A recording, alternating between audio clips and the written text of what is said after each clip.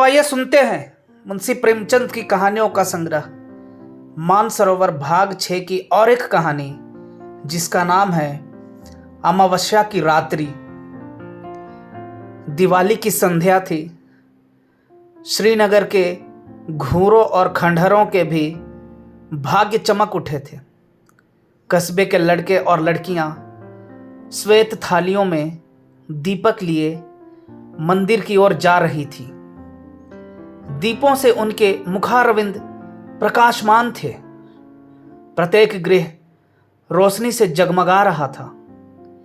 केवल पंडित देवदत्त का सतधारा भवन काली घटा के अंधकार में गंभीर और भयंकर रूप में खड़ा था।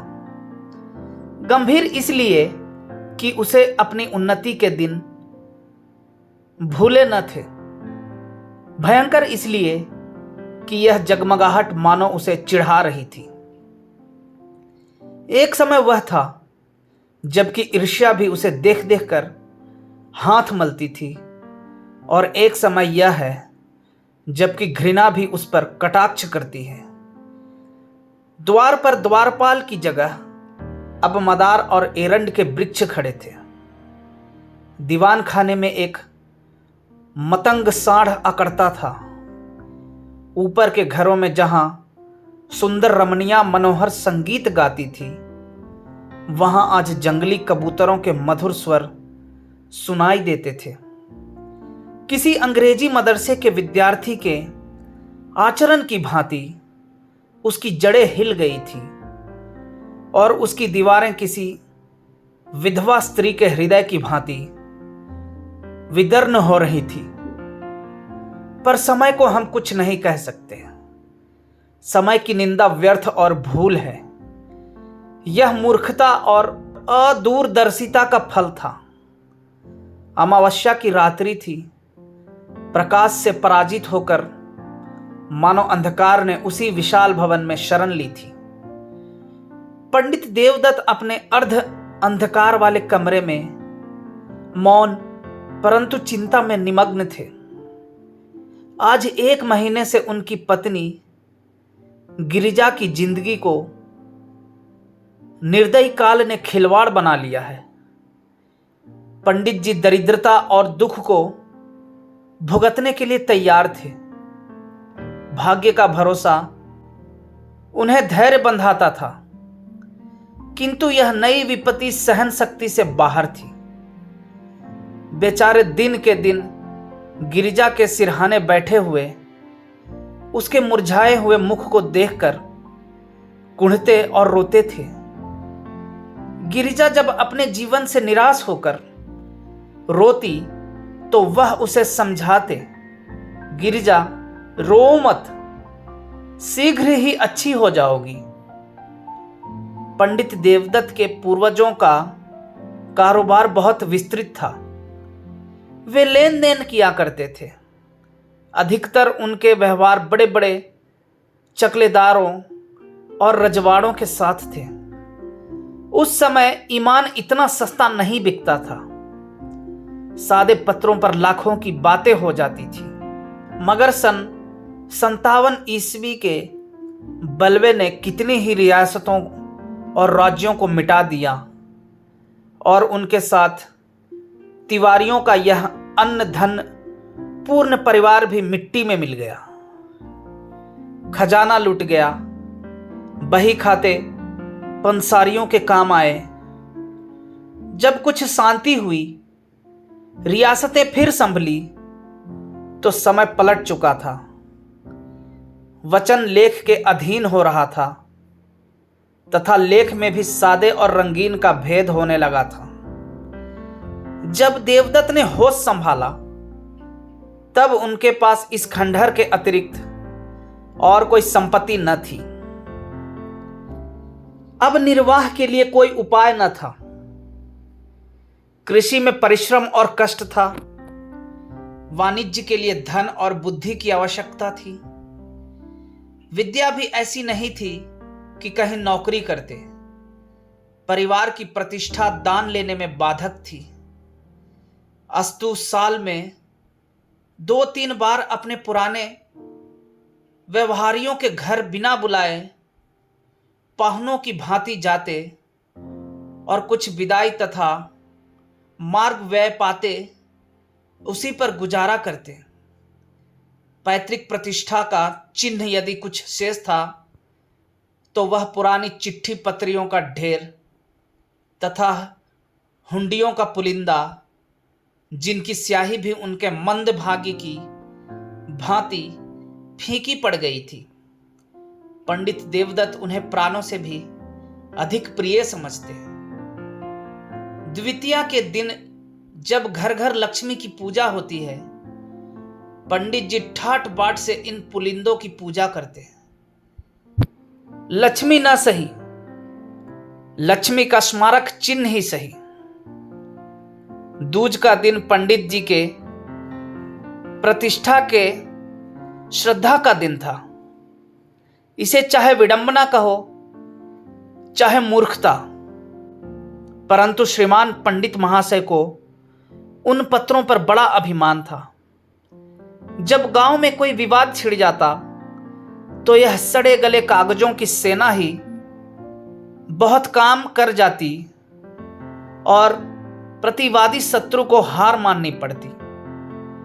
यदि 70 पीढ़ियों से शस्त्र की सूरत न देखने पर भी लोग क्षत्रिय होने का अभिमान करते हैं, तो पंडित देवदत्त का उन लेखों पर अभिमान करना अनुचित नहीं कहा जा सकता, जिसमें 70 लाख रुपयों की रकम छिपी हुई थी। वही अमावस्या की रात्रि थी, किंतु दीपमालिका अपनी अल्प जीवनी समाप्त कर चुकी थी। चारों ओर जुआरियों के लिए यह सुकून की रात्रि थी, क्योंकि आज की हर साल भर की हार होती है। लक्ष्मी की आगमन की धूम थी। कौड़ियों पर अशर्फियां लुट रही थी। भट्टियों में शराब के बदले पानी बिक रहा था। पंडित देवदत्त के अतिरिक्त कस्बे में कोई ऐसा मनुष्य नहीं था जो कि दूसरों की कमाई समेटने की धुन में ना हो। आज भोर से ही गिरिजा की अवस्था सोचनीय थी। विषम ज्वर उसे एक एक क्षण में मूर्छित कर रहा था। एकाएक उसने चौंक कर आंखें खोली और अत्यंत क्षीण स्वर में कहा, आज तो दिवाली है। देवदत्त ऐसा निराश हो रहा था कि गिरिजा को चैतन्य देखकर भी उसे आनंद नहीं हुआ। बोला, हाँ, आज दिवाली है। गिरिजा ने आंसू भरी दृष्टि से इधर उधर देखकर कहा, हमारे घर में क्या दीपक न जलेंगे? देवदत्त फूट फूट कर रोने लगा। गिरिजा ने फिर उसी स्वर में कहा, देखो, आज बरस भर के दिन भी घर अंधेरा रह गया। मुझे उठा दो, मैं भी अपने घर दिए जलाऊंगी। ये बातें देवदत्त के हृदय में चुभी जाती थी। मनुष्य की अंतिम घड़ी लालसाओं और भावनाओं में व्यतीत होती है।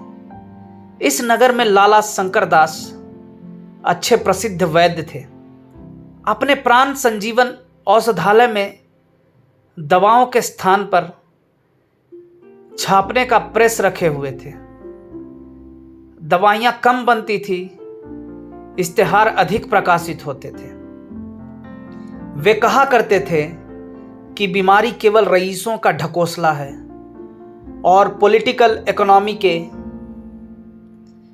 राजनीतिक अर्थशास्त्र के अनुसार इस विलास पदार्थ से जितना अधिक संभव हो टैक्स लेना चाहिए।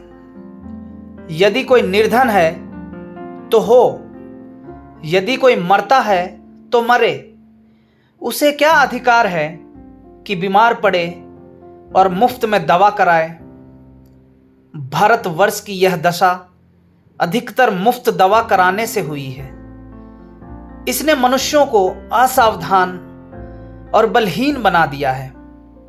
देवदत्त महीने भर नित्य उनके निकट दवा लेने आता था, परंतु वैद्य जी कभी उसकी ओर इतना ध्यान नहीं देते थे कि वह अपनी सोचनीय दशा प्रकट कर सके। वैद्य जी के हृदय के कोमल भाग तक पहुंचने के लिए देवदत्त ने बहुत कुछ हाथ पैर चलाए। वह आंखों में आंसू भरे आता, किंतु वैद्य जी का हृदय ठोस था, उसमें कोमल भाव था ही नहीं। वही अमावस्या की डरावनी रात थी। गगन मंडल में तारे आधी रात के बीतने पर और भी अधिक प्रकाशित हो रहे थे, मानो श्रीनगर की बुझी हुई दिवाली पर कटाक्ष युक्त आनंद के साथ मुस्कुरा रहे थे। देवदत्त बेचैनी की दशा में गिरिजा के सिरहाने से उठे और वैद्य जी के मकान की ओर चले। वे जानते थे कि लाला जी बिना फीस लिए कदापि नहीं आएंगे, किंतु हताश होने पर भी आशा पीछा नहीं छोड़ती। देवदत्त कदम आगे बढ़ाते चले जाते थे। हकीम जी उस समय अपने रामवान बिंदु का विज्ञापन लिखने में व्यस्त थे। उस विज्ञापन की भावप्रद भाषा तथा आकर्षण शक्ति देखकर कह नहीं सकते कि वे वैद्य शिरोमणि थे या सुलेखक विद्यावारिधि। पाठक आप उनके उर्दू विज्ञापन का साक्षात दर्शन कर लें। नाजरीन, आप जानते हैं कि मैं कौन हूं। आपका जर्द चेहरा, आपका तने लागिर, आपका जरा सी मेहनत में बेदम हो जाना, आपका लज्जात दुनिया में महरूम रहना, आपका खाना तरीकी, यह सब इस सवाल का नफी में जवाब देते हैं। सुनिए, मैं कौन हूं? मैं वह शख्स हूं जिसने इमराज इंसानी को पर्दे दुनिया से गायब कर देने का बीड़ा उठाया है, जिसने इश्तिहारबाज जाफरोस गंदू मनुमा बने हुए हकीमों को बेखबर व बुन से खोद कर दुनिया को पाक कर देने का अज्म विल जज्म कर लिया है।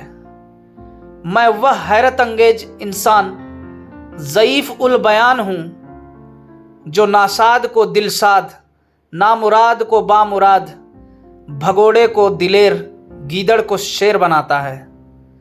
और यह किसी जादू से नहीं, मंत्र से नहीं, वह मेरी इजाद करदा अमृत बिंदु के अदना करिश्मे हैं। अमृत बिंदु क्या है, इसे कुछ मैं ही जानता हूं। महर्षि अगस्त ने धन्वंतरी के कानों में इसका नुस्खा बतलाया था। जिस वक्त आप वीपी पार्सल खोलेंगे, आप पर उसकी हकीकत रोशन हो जाएगी। यह आबे हयात है, यह मर्दानगी का जौहर, फरजानगी का अक्सीर, अक्ल का मुरब्बा और जेहन का शकील है।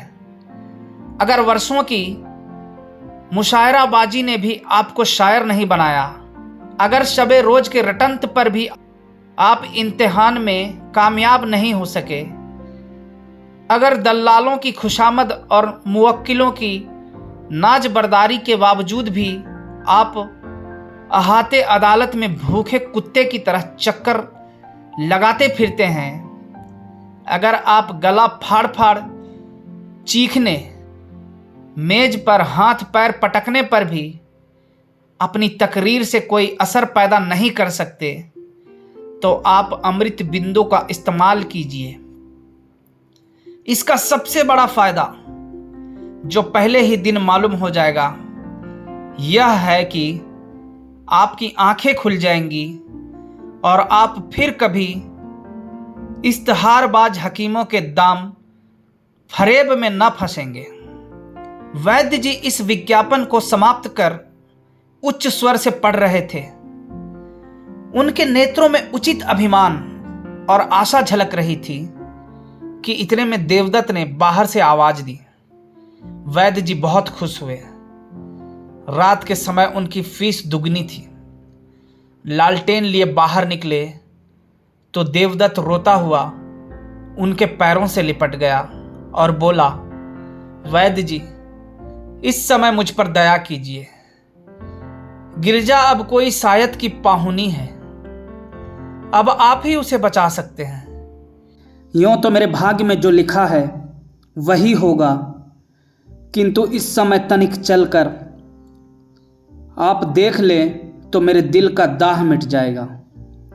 मुझे धैर्य हो जाएगा कि उसके लिए मुझसे जो कुछ हो सकता था मैंने किया। परमात्मा जानता है कि मैं इस योग्य नहीं हूं कि आपकी कुछ सेवा कर सकूं, किंतु जब तक जीऊंगा आपका यश गाऊंगा और आपके इशारों का गुलाम बना रहूंगा। हकीम जी को पहले कुछ तरस आया, किंतु वह जुगनू की चमक थी जो शीघ्र स्वार्थ के विशाल अंधकार में विलीन हो गई। वही अमावस्या की रात्रि थी। वृक्षों पर सन्नाटा छा गया था। जीतने वाले अपने बच्चों को नींद से जगाकर इनाम देते थे। हारने वाले अपनी रुष्ट और क्रोधित स्त्रियों से क्षमा के लिए प्रार्थना कर रहे थे। इतने में घंटी के लगातार शब्द वायु और अंधकार को चीरते हुए कान में आने लगी। उनकी सुहावनी ध्वनि इस निस्तब्ध अवस्था में अत्यंत भली प्रतीत होती थी।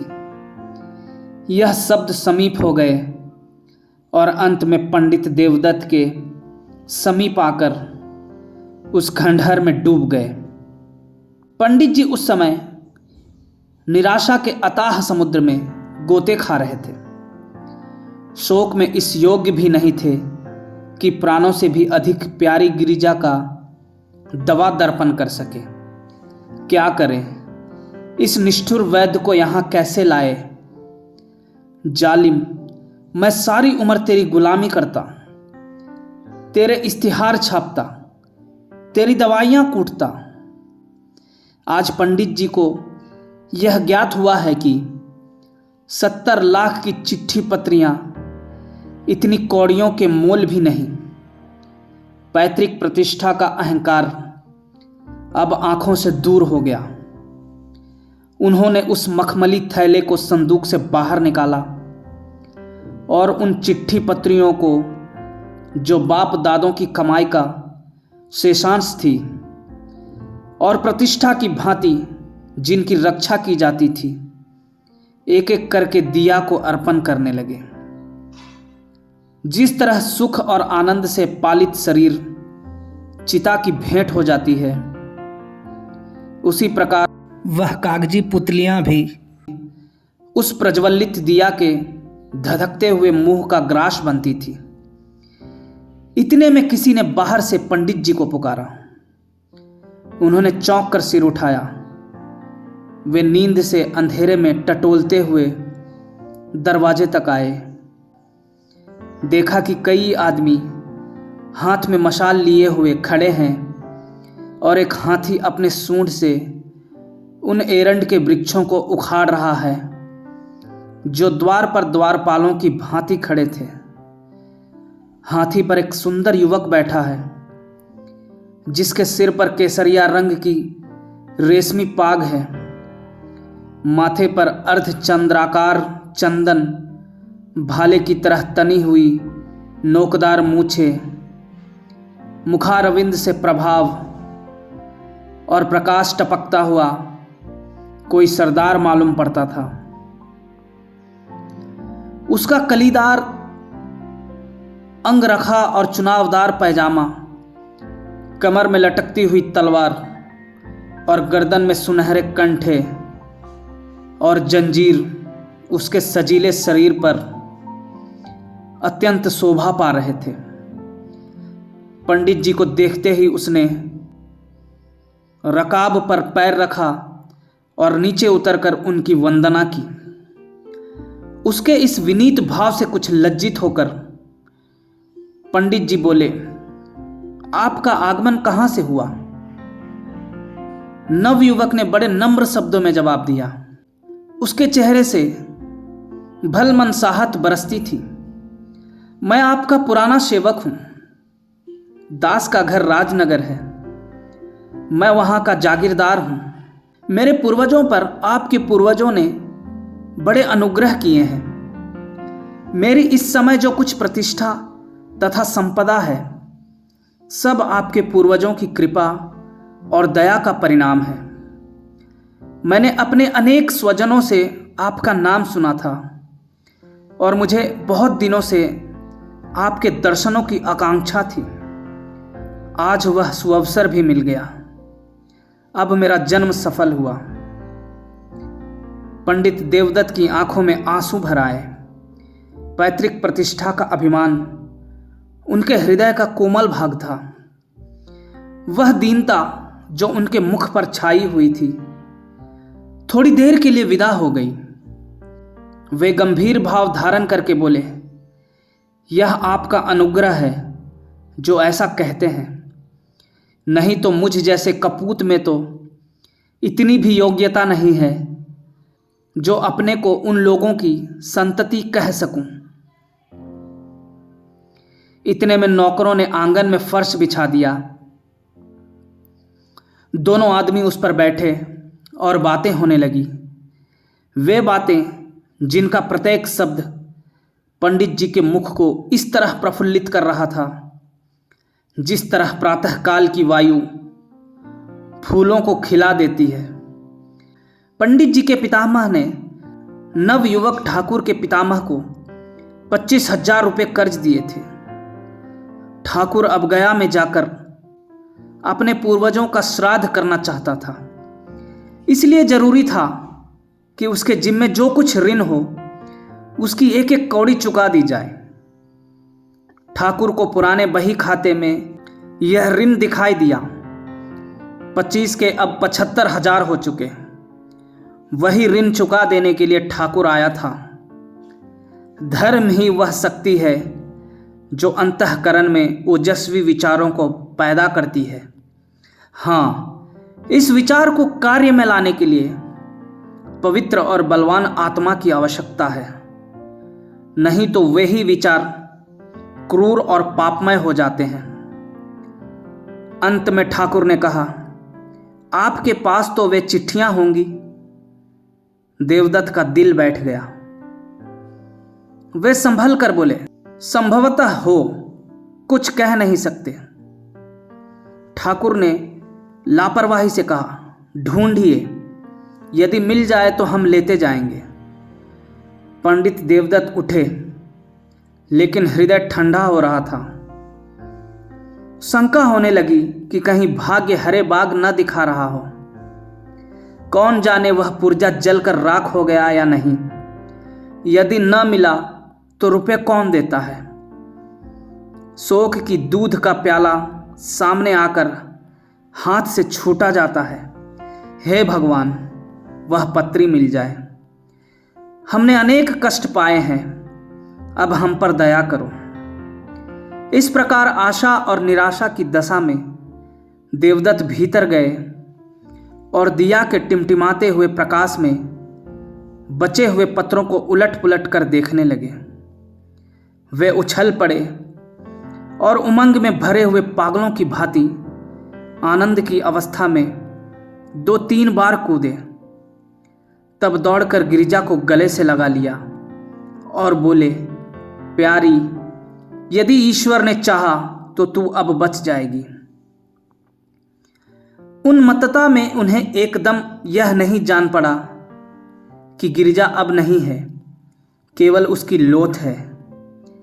देवदत्त ने पत्री को उठा लिया और द्वार तक वे इसी तेजी से आए मानो पांव में पर लग गए। परंतु यहां उन्होंने अपने को रोका और हृदय में आनंद की उमड़ती हुई तरंग को रोक कर कहा, यह लीजिए, वह पत्री मिल गई। संयोग की बात है, नहीं तो 70 लाख के कागज दीमकों के आहार बन गए। आकस्मिक सफलता में कभी कभी संदेह बाधा डालता है। जब ठाकुर ने उस पत्री को लेने को हाथ बढ़ाया तो देवदत्त को संदेह हुआ कि कहीं वह उसे फाड़कर फेंक न दे। यद्यपि यह संदेह निरर्थक था, किंतु मनुष्य कमजोरियों का पुतला है। ठाकुर ने उनके मन के भाव को ताड़ लिया। उसने बेपरवाही से पत्री को लिया और मशाल के प्रकाश में देखकर कहा, अब मुझे विश्वास हुआ। यह लीजिए, आपका रुपया आपके समक्ष है। आशीर्वाद दीजिए कि मेरे पूर्वजों की मुक्ति हो जाए।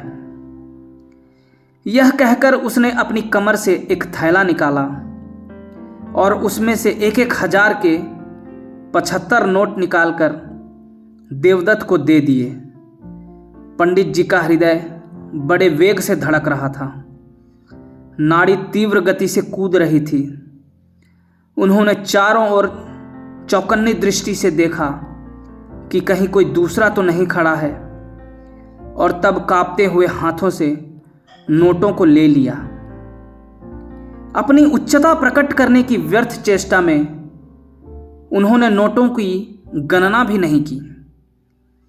केवल उड़ती हुई दृष्टि से देखकर उन्हें समेटा और जेब में डाल लिया। वही अमावस्या की रात्रि थी। स्वर्गीय दीपक भी धुंधले हो चुके थे। उनकी यात्रा सूर्य नारायण के आने की सूचना दे रही थी। उदयाचल फिरोजी बाना पहन चुका था। अस्ताचल में भी हल्के श्वेत रंग की आभा दिखाई दे रही थी। पंडित देवदत्त ठाकुर को विदा करके घर चले। उस समय उनका हृदय उदारता के निर्मल प्रकाश से प्रकाशित हो रहा था। कोई प्रार्थी उस समय उनके घर से निराश नहीं जा सकता था। सत्यनारायण की कथा धूमधाम से सुनने का निश्चय हो चुका था। गिरजा के लिए कपड़े और गहने के विचार ठीक हो गए। अंतःपुर में ही उन्होंने शालिग्राम के सम्मुख मनसा वाचा कर्मणा सिर झुकाया और तब शेष चिट्ठी पत्रियों को समेटकर उसी मखमली थैले में रख दिया। किंतु अब उनका यह विचार नहीं था कि संभवतः उन मुर्दों में भी कोई जीवित हो उठे, वरन जीविका से निश्चिंत हो अब वे पैतृक प्रतिष्ठा पर अभिमान कर सकते थे। उस समय वे धैर्य और उत्साह के नशे में मस्त थे। बस अब मुझे जिंदगी में अधिक संपदा की जरूरत नहीं। ईश्वर ने मुझे इतना दे दिया है, इसमें मेरी और गिरिजा की जिंदगी आनंद से कट जाएगी। उन्हें क्या खबर थी कि गिरिजा की जिंदगी पहले कट चुकी है। उनके दिल में यह विचार गुदगुदा रहा था कि जिस समय गिरिजा इस आनंद समाचार को सुनेगी उस समय अवश्य उठ बैठेगी। चिंता और कष्ट ने ही उसकी ऐसी दुर्गति बना दी है। जिसे भर पेट कभी रोटी नसीब न हुई, जो कभी नैराश्यमय धैर्य और निर्धनता के हृदय विदारक बंधन से मुक्त न हुई, उसकी दशा इसके सिवा और हो ही क्या सकती है। यह सोचते हुए वे गिरिजा के पास गए और आहिस्ता से हिलाकर बोले, गिरिजा, आंखें खोलो। देखो, ईश्वर ने तुम्हारी विनती सुन ली और हमारे ऊपर दया की। कैसी तबीयत है। किंतु जब गिरिजा तनिक भी ना मिनकी, तब उन्होंने चादर उठा दी और उसके मुंह की ओर देखा। हृदय से एक करुणात्मक ठंडी आह निकली। वे वहीं सिर थाम कर बैठ गए। आंखों से सोनित की बूंदें सी टपक पड़ी। आह, क्या यह संपदा इतने महंगे मूल्य पर मिली है। क्या परमात्मा के दरबार से मुझे इस प्यारी जान का मूल्य दिया गया है। ईश्वर, तुम खूब न्याय करते हो। मुझे गिरिजा की आवश्यकता है, रुपयों की आवश्यकता नहीं। यह सौदा बड़ा महंगा है। अमावस्या की अंधेरी रात गिरिजा के अंधकारमय जीवन की भांति समाप्त हो चुकी थी। खेतों में हल चलाने वाले किसान ऊंचे और सुहावने स्वर से गा रहे थे। सर्दी से कांपते हुए बच्चे सूर्य देवता से बाहर निकलने की प्रार्थना कर रहे थे। पनघट पर गांव की अलबेली स्त्रियां जमा हो गई थी, पानी भरने के लिए नहीं, हंसने के लिए। कोई घड़े को कुएं में डाले हुए अपनी पोपली सास की नकल कर रही थी, कोई खंभों से चिपटी हुई अपनी सहेली से मुस्कुराकर प्रेम रहस्य की बातें करती थी।